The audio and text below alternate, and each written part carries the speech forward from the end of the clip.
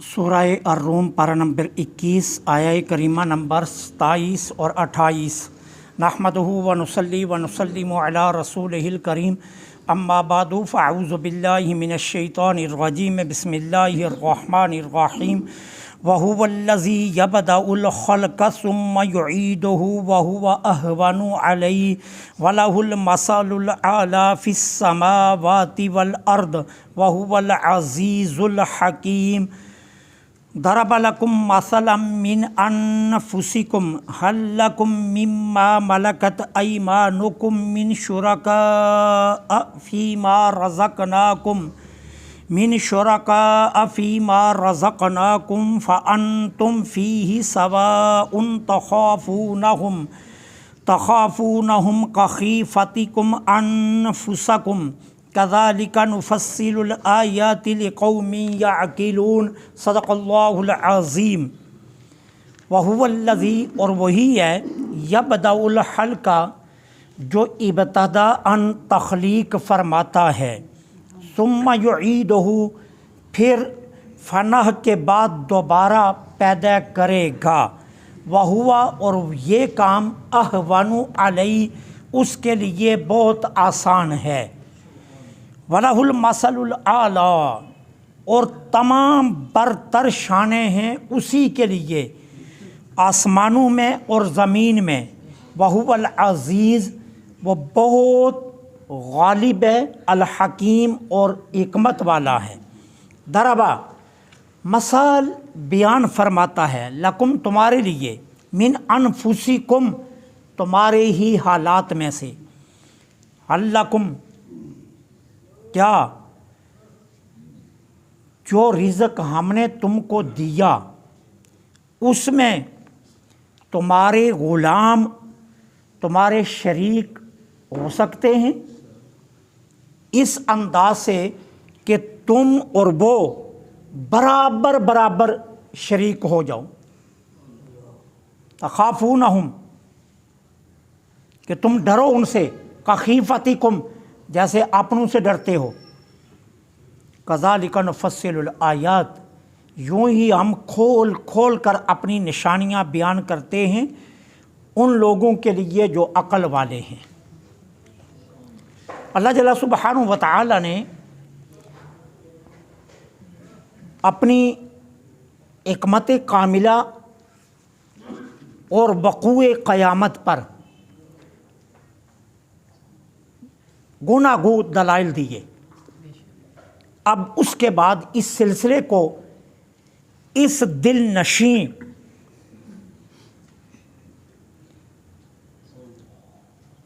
اور جاذب قلب کلمات پر اختتام کیا جا رہا ہے کہ وہی اللہ ہے جو ابتدا ان تخلیق فرماتا ہے، اور فنا کے بعد دوبارہ وہی تمہیں پیدا کرے گا۔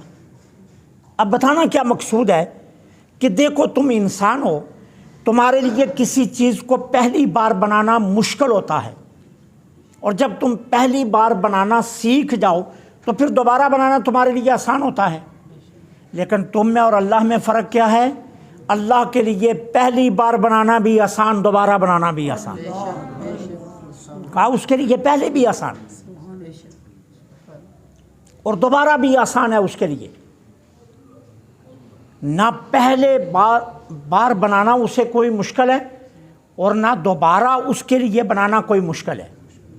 تو پہلی بار تمہیں مشکل ہوتا ہے، لیکن اللہ کے لیے کوئی مشکل نہیں۔ پھر کہا، سنو، تمام برتر شانیں اسی کے لیے ہیں، آسمانوں میں اور زمین میں۔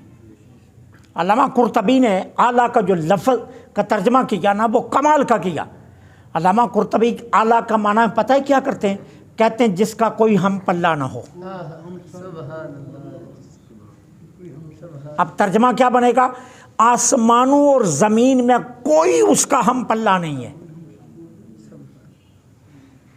ساری شانیں صرف اسی کی ذات کے لیے، اور وہ العزیز، سب پر غالب ہے، اس پر کوئی غالب نہیں، وہ سب پر غالب ہے۔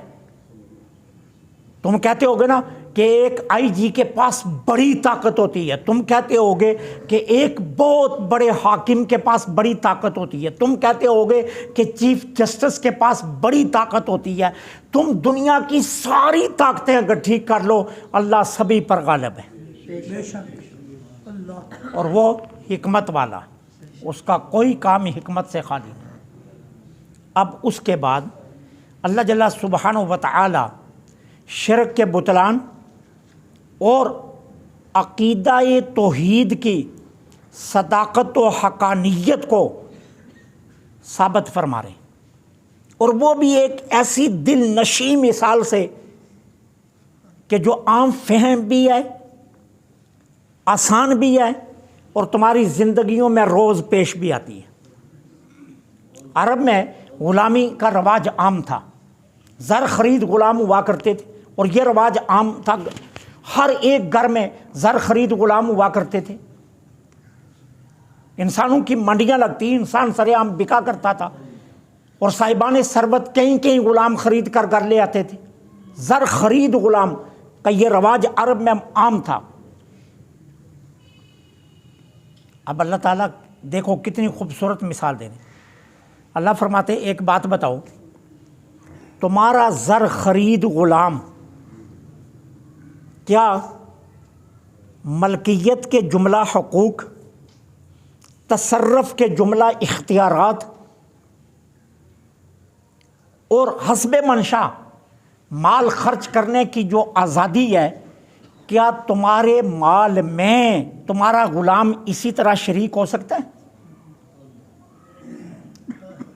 تمہاری طرح کا انسان ہے نا، تمہارے گھر میں رہتا ہے، تمہارے ساتھ رہتا ہے، تمہارے ہاں کھاتا ہے، تمہارے ہاں پیتا ہے، تمام اعضاء تمہاری طرح ہیں، رنگ تمہاری طرح ہے، نسل تمہارے جیسی ہے، تمام تر چیزیں تم سے ملتی ہیں، کیا تمہارا زر خرید غلام تمہاری ملکیت میں برابر شریک ہو سکتا ہے؟ اس طرح سے کہ تم اس کی اجازت کے بنا مال خرچ کرنے لگو تو تمہیں اس کی جانب سے کسی احتجاج، دنگا فساد کا کوئی اندیشہ نہ ہو؟ تو جواب کیا آئے گا؟ نہیں، اور یقیناً نہیں۔ کہا جواب یہی آئے گا نہیں ہو سکتا، اور یقیناً نہیں ہو سکتا۔ تو اللہ فرماتے ہیں اب ایک بات کا جواب دو، وہ خداوند عالم جو ساری کائنات کی ہر چیز کا خالق بھی ہے اور مالک بھی ہے، کیا تمہیں ذرا شرم نہیں آتی کہ بے جان مورتیوں کو اور اس کی پیدا کردہ مخلوق کو اس کا شریک بنا رہے ہو؟ تمہیں ذرا شرم بھی نہیں آتی اس کام پر کہ جو فنا ہو جانے والی چیزیں ہیں ان کو رب کا شریک بنا رہے ہو؟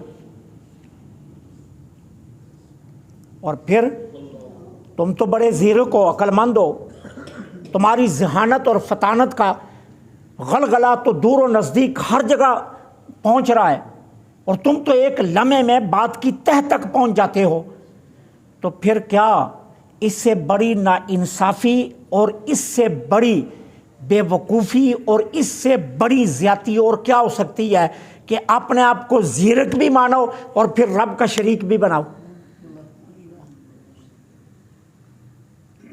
یہ کتنی زیادتی کی بات ہے۔ اور پھر کفار مکہ کا دستور کیا تھا؟ کفار مکہ جب حج کرنے لگتے نا تو تلبیہ کیا پڑھتے تھے؟ تلبیہ پڑھتے تھے لبیک لا شریکا لک لبیک الا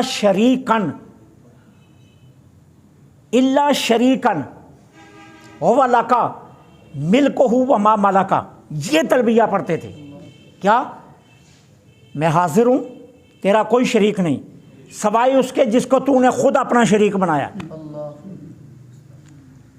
اور تو اس کا مالک ہے، تو اس کا مالک ہے جس کا وہ مالک ہے، اور تو اس کا بھی مالک ہے۔ اب اللہ فرماتا ہے اس سے بڑا بہتان اور اتنا سری جھوٹ اور کیا ہو سکتا ہے کہ میں نے تو کسی کو شریک بنایا ہی نہیں، اور تم میرے ہی گھر کے چکر کاٹتے ہوئے کہتے ہو جس کو تو نے شریک بنایا۔ کہا اس سے بڑی زیادتی اور کیا ہو سکتی ہے؟ اس سے بڑا ظلم اور کیا ہو سکتا ہے کہ میں نے تو کسی کو شریک بنایا نہیں، اور تم میرے گھر میں کھڑے ہو کر کہتے ہو کہ حاضر ہیں، تیرا کوئی شریک نہیں، اور پھر ساتھ کہتے ہو ہاں جس کو تو نے شریک بنایا۔ اور پھر تم اپنے مملوکوں کو، تم اپنے خادموں کو کسی صورت بھی شریک اپنے مال میں نہیں بناتے، اور میرے گھر میں کھڑے ہو کر میرے مملوکوں کو میرا ہی شریک بنا رہے ہو۔ اس سے بڑی زیادتی اور کیا ہو سکتی ہے؟ اتنی ناانصافی اور اتنا ظلم کہ میرے مملوکوں کو میرا شریک، اور وہ بھی میرے گھر میں کھڑے ہو کر تم تلبیہ کی شکل میں کہہ رہے ہو۔ تو اس لیے کہا آؤ ہم تمہیں ایک مثال دیتے ہیں، اور وہ مثال بھی وہ جو تمہارے اپنے معاشرے کی ہے، کہیں باہر سے نہیں لا رہے، تمہارے اپنے معاشرے کی ہے، کہ تم برداشت نہیں کرتے تمہارے مال میں تمہارا زر خرید غلام برابر کا شریک ہو جائے، کہ تم مال خرچ کرتے ہوئے اس سے اسی طرح ڈرو جس طرح اپنوں سے ڈرتے ہو۔ جس طرح بڑا بھائی مال سوچ سمجھ کر خرچ کرتا ہے کہ چھوٹے بھائی کہیں مطالبہ نہ کر دیں کہ تم باپ کی وراثت کو بے دریغ کیوں خرچ کر رہے ہو، اس میں ہمارا بھی حصہ ہے۔ تو جس طرح چھوٹے بھائی سے تم ڈرتے ہو، اس طرح ایک غلام سے ڈرو۔ لیکن ایسا نہیں ہوگا، حقوق ملکیت میں تم کبھی انہیں شامل نہیں کرتے، حقوق تصرف میں کبھی شامل نہیں کرتے، حسب منشا خرچ کرنے میں تم کبھی ان کو بنا اجازت خرچ نہیں کرنے دیتے، اور جب یہ تم نہیں کرتے تو پھر اللہ کا شریک کیوں بناتے ہو؟ کہا یہ بے وقوفی، یہی تمہاری کم عقلی ہے، اس لیے ہم تمہیں تمہاری مثال دے کر بتا رہے ہیں، اور سنو یہ مثال ہم نے ان کے لیے بیان کیا جو عقل والے، ہم کھول کھول کر مثالیں بیان کرتے ہیں، لیکن ان کے لیے جو عقل والے ہیں، جو عقل والے نہیں ان پر مثالوں کا کیا اثر ہوگا۔ اللہ سے دعا ہے اللہ حق کہنے، حق سننے، حق پر عمل کی توفیق عطا فرمائے۔ وما علینا الا